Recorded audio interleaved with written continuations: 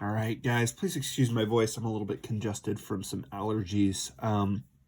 Today, we're going to be looking at theorems, and these are what things we're able to know from a given set of conditions. So one theorem you might be familiar with is the Pythagorean theorem, where it says that a squared plus b squared equals c squared, or does it say that?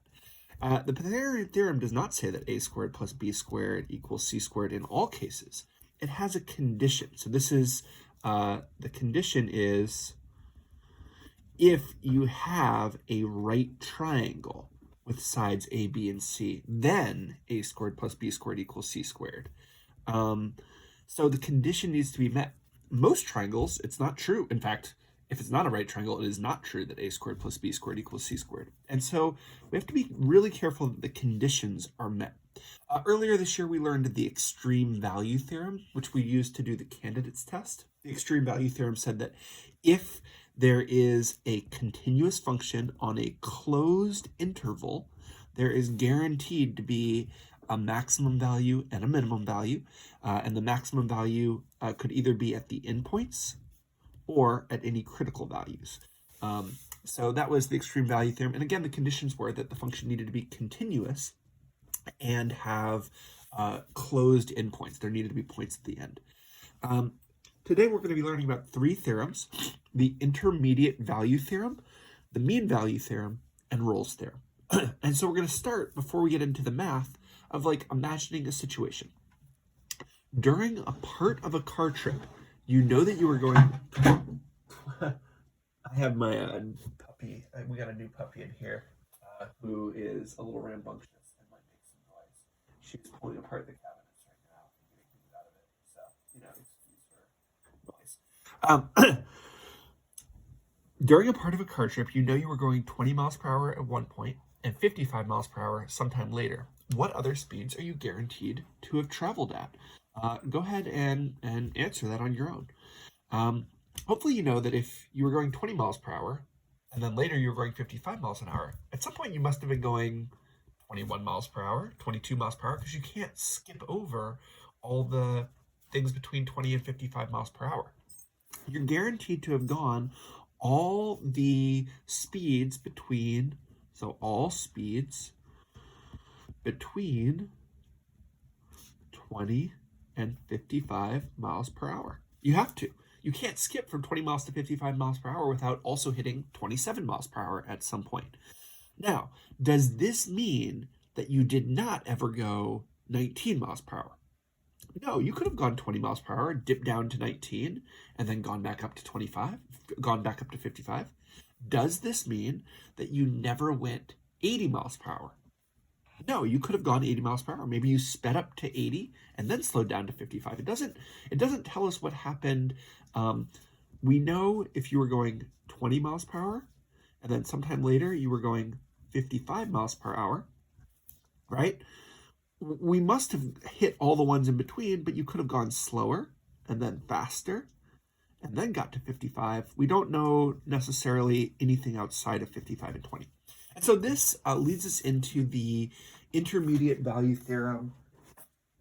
This leads us into the intermediate value theorem, which says that if, and here's the condition, so this is the condition that needs to be met for this to be true. If a function is continuous on an interval between a and b, on a closed interval, and k is a number between, these are y values, this is like y1 and y2, then there's at least one number c in the interval from a to b such that the y value is equal to k. So, so if there's a value in between the original two y values, and then somewhere you'll hit all the values in between. So let's draw this out. It says if you have a closed interval from a to b, here's f of a. It doesn't really matter where f of b is. Could have been higher, could have been lower.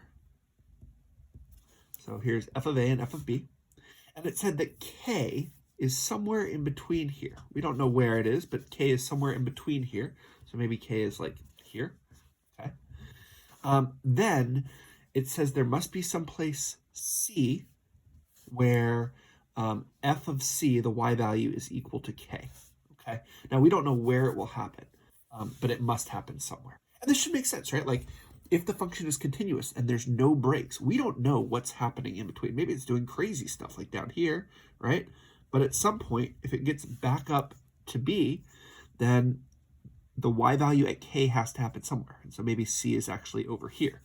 We don't know where c is, where it will happen, but we know that there is some value in between a and b where the y value that was in between these two y values happens. So the intermediate, let's look at the words here and make sure we can feel okay with it. The intermediate value theorem, intermediate means the middle values. So like middle values. And this is about the y values, the middle y values. So all of the in-between y values have to happen somewhere, right? Let's make sure we feel comfortable with the conditions. All that has to be true is there have to be no breaks in the function. Because here's an example where it wouldn't work. This is like not, you can use IVT for intermediate value theorem if you want intermediate value theorem IVT. If the function is not continuous, so like this, if the function isn't continuous, then not all of the in-between y values have to happen, do they? Like, did the in-between y values ever happen here? No, but that's because it wasn't continuous. So this is only true if the function is continuous. Okay, so that's our first theorem, and it's pretty easy to apply, and it should just make a lot of sense. If a function is continuous, then all the in-between y values will happen. Here's our second theorem. During a part of your car trip, you average going 55 miles per hour. What speeds are you guaranteed to have traveled at? What are the speeds that you're guaranteed to have traveled at? And hopefully you see that the only speed you were guaranteed to have traveled at is 55 miles per hour. Maybe, if we know we were going 55 miles per hour at one point, if we know we averaged going 55 miles per hour, so this is saying like, on average, you went somewhere and your average speed was 55 miles per hour, then maybe you just went 55 miles per hour the whole way. Does this mean you had to go 55 miles per hour the whole way? No. Maybe you went slower at first and then you sped up later, but you must have gone 55 miles per hour at some point. Like, if you went 60 miles per hour, then at some point you must have also gone, like less than 55 miles per hour. So you're guaranteed to have gone 55 miles per hour. And let's look at the math of what is going on here. So again, here's the math part, and we'll break this down in a second. If you have a continuous function and it's differentiable, so now here's our condition. We need it to be continuous and differentiable between a and b. Then there's some number between a and b, some number c between a and b, that the derivative, which is the slope, is equal to f of b minus f of a over b minus a. This is also a slope. This is the average slope. So this is the average rate of change, the average slope, and this is the slope at c. So this is saying that, hey, look, whatever the average rate of change that you were going, you had to have been going it somewhere, right? Maybe you were going that average slope the whole time, but you had to have been going it somewhere. And so here's our picture. So you've got a beginning point and an ending point, and that average slope must happen somewhere on the graph. We don't know where exactly it happens. Maybe it's just the whole way. Or maybe it's at like some random place like here. Maybe this is where you hit the average slope. There is some value c between a and b, where f prime of c is equal to your average slope, f of b minus f of a, so y2 minus y1, over x2 minus x1. So f of a, f of b, And if you do y2 minus y1 over x2 minus x1, that's this slope here, and you must have been going that slope somewhere. Now, let's look at the conditions. This is only true if the function was continuous and differentiable. If it was not continuous and differentiable, then this might not happen. Let's look at some examples. Okay, so here's a starting point. So A, here's B. Okay, the average slope looks like this. Okay.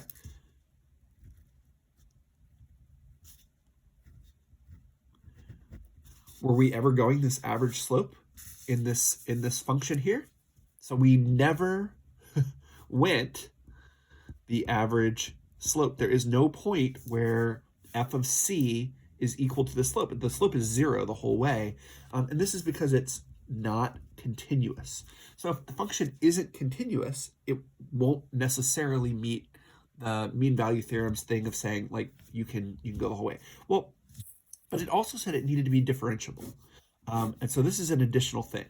Notice that this one doesn't meet the intermediate value theorem either. Not all the y values in between happened, so because it's not continuous, and the slope never happened because it's not continuous. But the function also needs to be differentiable. So I can have a continuous function here that never actually goes this average slope if the function is continuous but not differentiable. Let me show you an example. Here's an example.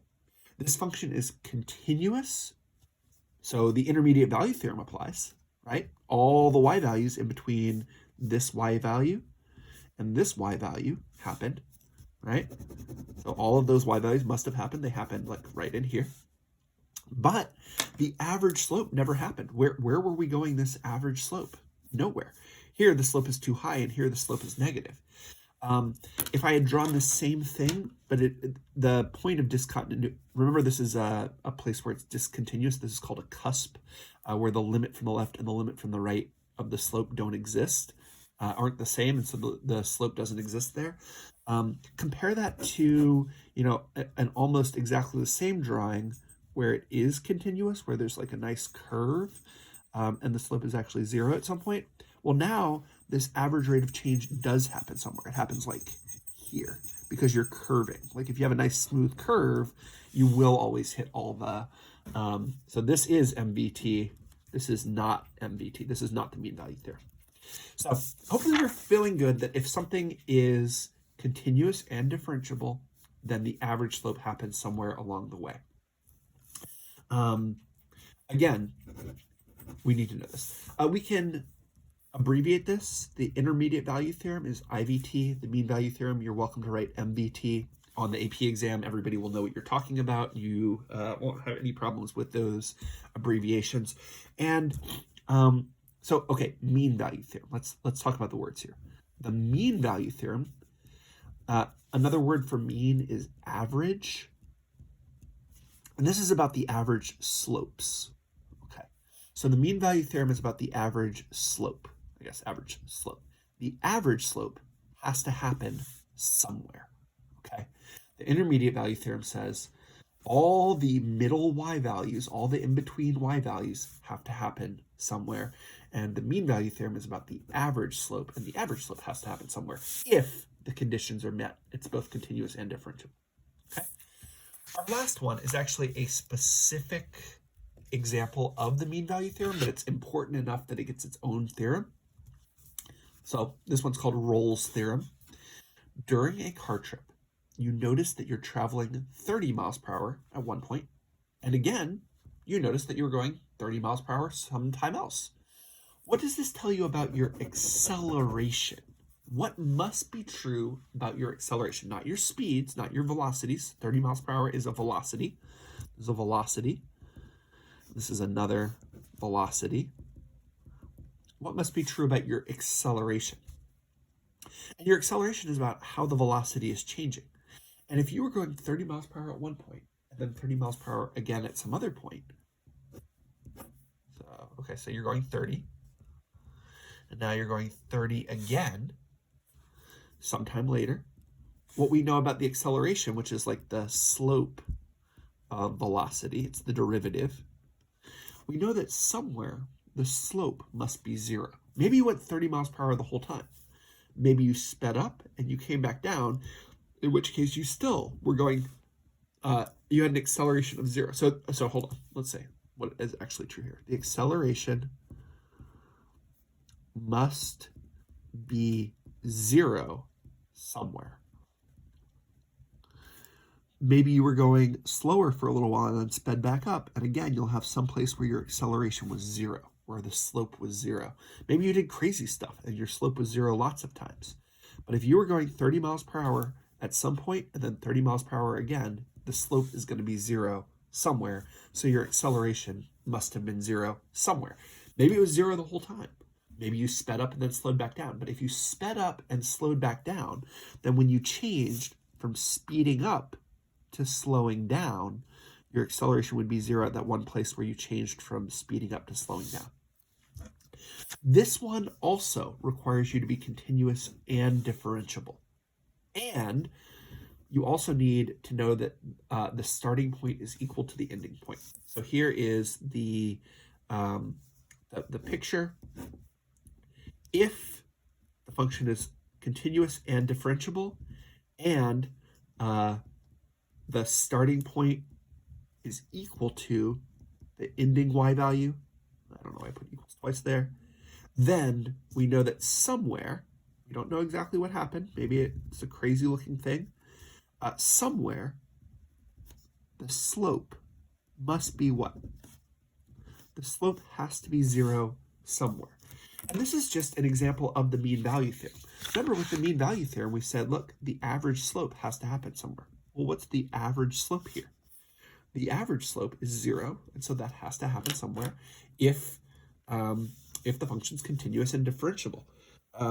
And if the ending y value is the same as the starting y value, then the average slope was 0, because f of b minus f of a over b minus a will equal 0, because these are the same. Okay, so let's apply. So Rolle's theorem is the mean value theorem when f of b equals f of a, when the starting y value is equal to the ending y value. So if the two y values are equal to each other, then you end up with a slope of 0 somewhere in between. And this comes up a lot. It's very useful. So it gets its own name. You can actually you can just call this mean value theorem if you want.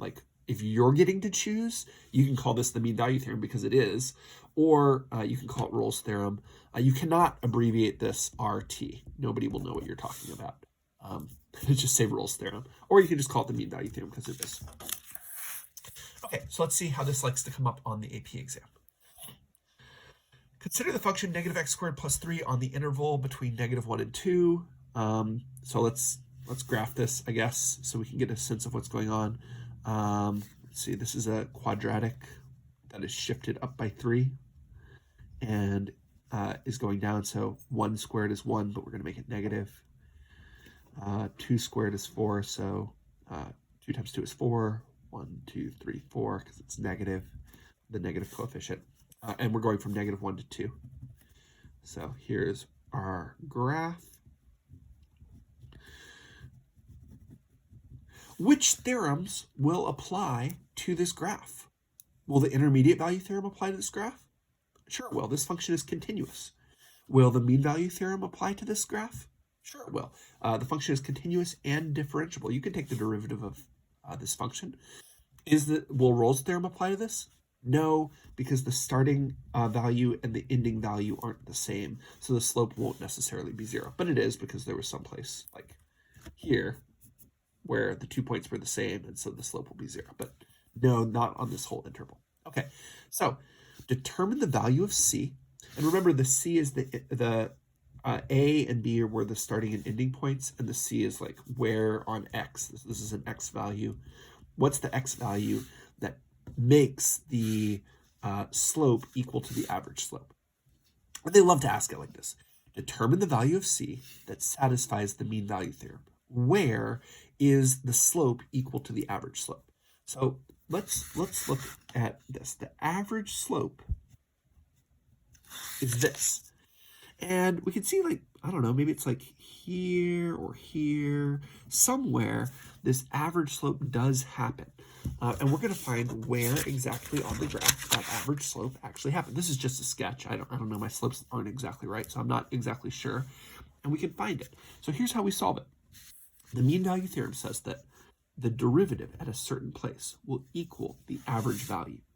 What is the average slope here? What is the average slope between -1 and 2? Well, we need to do y2 minus y1, so f of 2 minus f of -1 over 2 minus -1. This is y2 minus y1. When we plugged in 2, we get -2 squared, which is -4, plus 3 is -1, minus, when we plug in -1 squared, we'll get 2 here. So when we plug in these y values, we get -1 and 2, divided by y2 minus y1, so 2 plus 1, minus a -1 is plus 1. So we get -3 over 3, which is -1. We could have seen this on the graph by saying it goes down by 3 and over by 3. So it has a slope of -1. But usually we're just like plugging in y2, so f of 2, plug in 2, plug in -1, subtract them. So this is the average slope. And we want to see where is the slope equal to that. So for that, we're just going to find the derivative. So we want to say f prime of c, the slope at a given c value, is going to equal what? Well, what's the derivative? The derivative is, so f prime, let's find f prime of x first. So f prime of x is what? The derivative is -2x. And so f prime of c, when we plug in c in for x, will be -2c. So -2c equals -1. So this is the slope at any value c needs to equal the average slope. That's what the mean value theorem says. And we're going to find what the c value is. So we just divide by -2. So -1 divided by -2. So I should just do this. And a negative divided by a negative is a positive. So when x is 1/2, the slope right there, that's the derivative, right? The derivative tells us the slope right there, will equal the average slope. What we'll always end up doing for this type of problem, which is the most like this comes up about half of the years on the AP example, a problem exactly like this, where they ask you what c value does the mean value theorem occur at. And so what you do is you find average slope. So find the average slope, find the derivative, and then find f prime of c. So put in c for this and set it equal to the average slope. So you set up an equation and you solve for c. Okay. So that's what's going on. This will come up more on your homeworks and stuff like that. It'll come up on we have a quiz coming up in a couple days on this. Okay. Can Rolle's theorem be applied to this function? Yes or no? So think about what Rolle's theorem, can Rolle's theorem be applied means, does it meet the conditions? Because if it meets the conditions, yeah, Rolle's theorem will always be applied, can always be applied if it meets the conditions. It's a theorem, it's always true. This is like asking, can the Pythagorean theorem be applied here? Well, is it a right triangle? If it is, great, you can do it. So does this meet the conditions of Rolle's theorem? What are the conditions of Rolle's theorem? Well, the first condition is f is continuous. Is f continuous? Yeah, polynomials are always continuous. 2, f is differentiable. Polynomials are always differentiable. Sure. 3, f of b equals f of a. The starting endpoint equals the ending endpoint. And this we need to actually check. So this is the thing you needed to check. So f of 1 is equal to, so 1 minus 3 plus 2 is 0. F of 2 is equal to 4 minus 6 plus 2. 4 minus 6 plus 2 is also 0. And so the starting and the beginning endpoints are the same. And so we can apply Rolle's theorem. So we would say, yes, because f is continuous, differentiable, and f of 1 equals f of 2. So these are the conditions. F is continuous, differentiable, and the starting and ending endpoints are the same. So what's the conclusion? The conclusion is that somewhere on the interval between 1 and 2, f prime of c is equal to 0. I guess I should say instead of somewhere, for some c,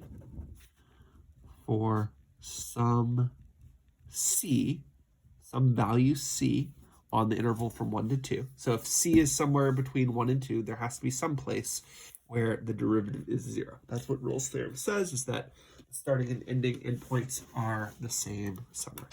All right. See how you guys do. Is there a value of c such that f of c equal... I'll walk through this with you.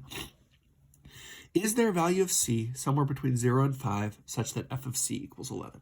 Well, I mean, we could solve this, right? We could do f of x minus 1 equals 11 and solve a quadratic equation and try to find, is there a value between 0 and 5?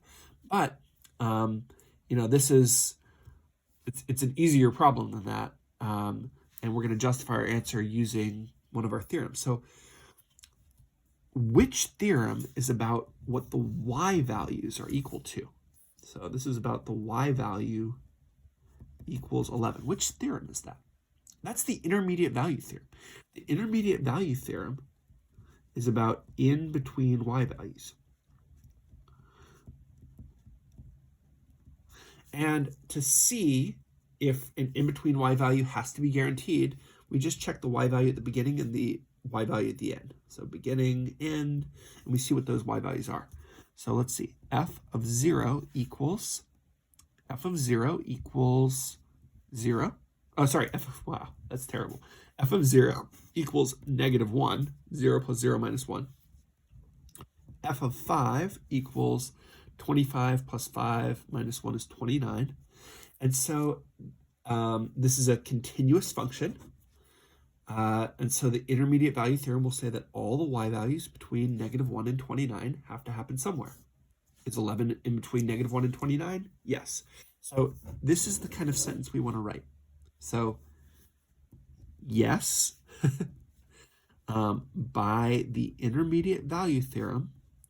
Now, when you write this sentence on the AP exam, you need to state that the conditions were met. Because, so what does that, for the IVT, we just need that the function is continuous. Because f is continuous,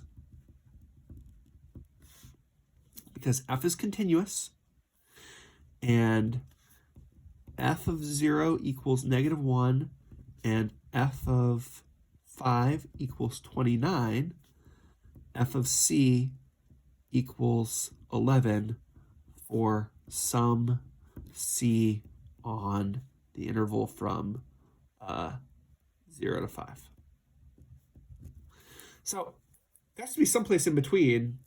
Look, if the y value was -1 and then later it was 29, it had to have passed 11 because x squared doesn't have any, quadratics don't have any breaks. So if it was at -1 here and it was at 29 here, then yeah, it's going to be 11 somewhere. So this is the kind of sentence we need to write.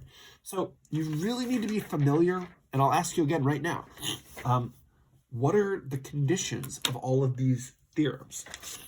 And for the IVT, it is that the function just needs to be continuous. That's it. The function needs to be continuous. The mean value theorem, it needs to be continuous and differentiable for the slope to work out.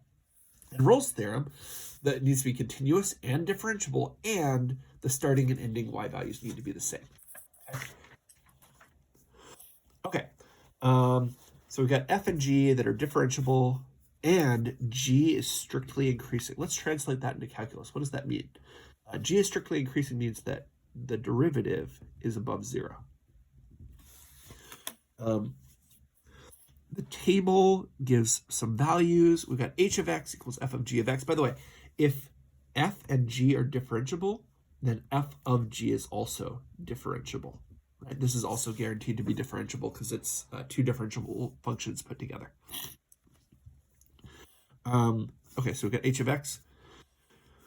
Which theorem do we need that would help us answer this? Explain why there must be a value of r between 1 and 3 such that h of r equals -5. Which theorem is this? This has to be the intermediate value theorem because it's about a y value, right? If it's about a y value, the intermediate value theorem is the only one that talks about y values. The intermediate value theorem was about all the in-between y values being there.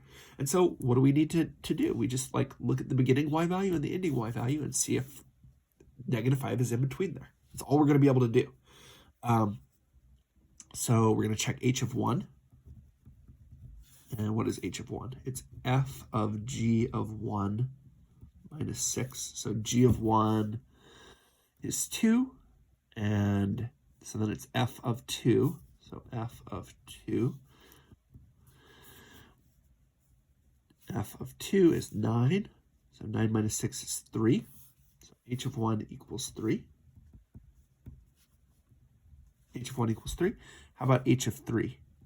H of 3 equals f of g of 3. So h of 3 is, let's see, g of 3 is 4. So we're doing f of 4. F of 4 is -1.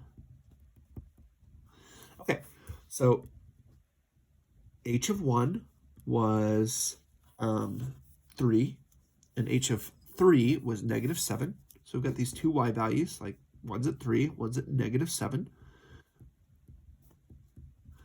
Are we guaranteed to get -5? Yeah, -5 will happen somewhere in between here because -5 is between 3 and -7. And we know that has to be true because this function needs to be continuous. H of x needs to be continuous because f and g was continuous. So let's write a sentence that says this. Yes, by the IVT, we need to say we're using the intermediate value theorem because it's the in-between value theorems. Now we need to say, you have to do this on the AP exam.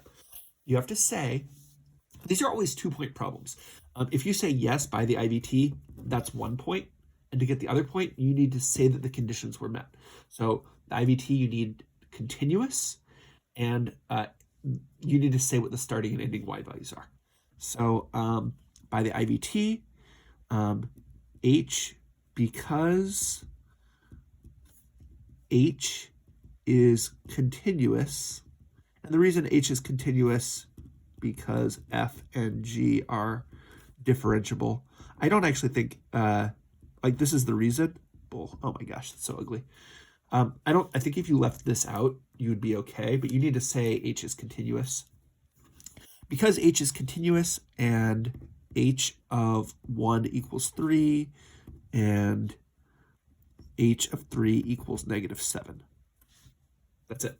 That's it. This is good. You say this, the starting and ending y value, say h is continuous, and so the intermediate value theorem says that all the y values between 3 and -7 will happen, and of course -5 is one of those in between y values. Okay. Explain why there must be a value c such that h prime of c equals -5. Okay, so which theorem is this about? This one's about slopes, so it's not intermediate value theorem. Okay. It's not Rolle's theorem because Rolle's theorem only happens when the slope is 0. This is mean value theorem. So we're going to be checking the slope at the beginning and the slope at the end, and presumably it's the average slope is going to come out to be -5. I don't know. That's probably what's going to happen.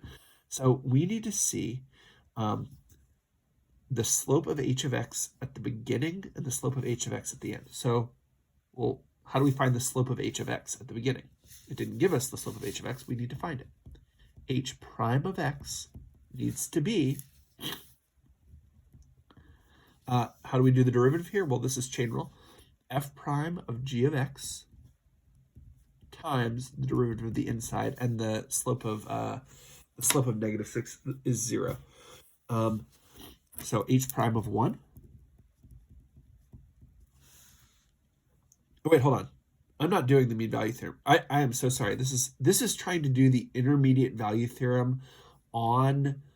So what I would be doing here is I would be doing the intermediate value theorem on the slopes is what I'm like starting to do if I was going to find h prime of 1 and h prime of 3.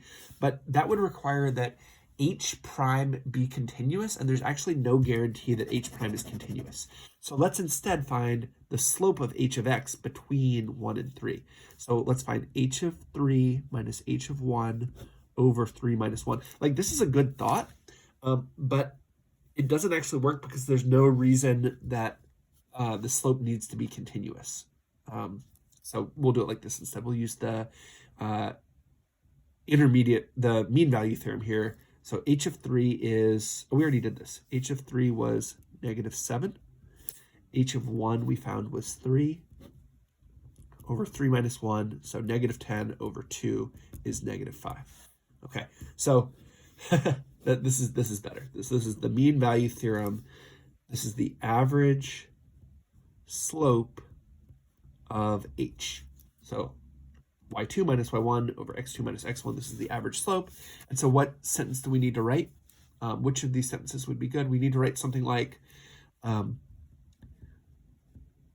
by what are we using? By the MVT, by the mean value theorem. What are the conditions? We need to say the conditions. Because h is continuous and differentiable. And again, we know h is continuous and differentiable because f and g were continuous and differentiable. And